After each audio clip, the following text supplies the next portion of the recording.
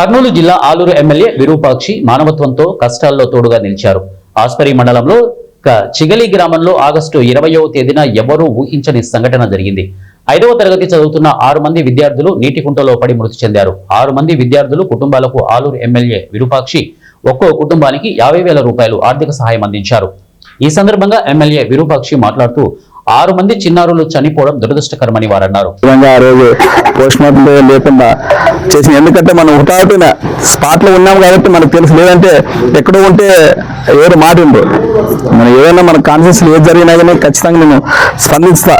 అదే అక్కడ హరికేర్లో కానీ ఇట్లే ఈ టీడీపీ కూటమి ప్రభుత్వం వచ్చినాక అక్కడ కానీ మన వాళ్ళని వైసీపీ నాయకుని నరికి చంపితే స్పాట్లో పోయినా అసలు ఆ హరికేర్ గ్రామానికి పోయిన నేను పోయిన ఊర్లో పోయినా, నాకు ఫోన్ చేస్తుంటే వెనక్కి పోయినాను. నన్ను చూసిన హరికేర్ గ్రామంలో చాలా మంది వచ్చినారు. ఏమో జరిగినట్టు వాళ్ళు ఆ గ్రామానికి తెలియదు, అక్కడ అడవిలో నరికేసినారు.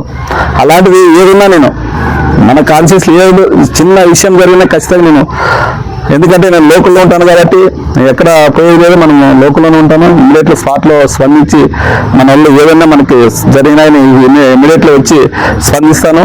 అదేవిధంగా ఆ రోజు కానీ పిల్లలు అంటే నాకు అసలు ప్రతి ఇంటికి పోయినా నేను పిల్లలు చేయము ఎవరంతా ఒకటే మక్కనే ఉంటారు. నాకు అది చూసి అసలు కళ్ళు నీళ్ళు రావట్లేదు.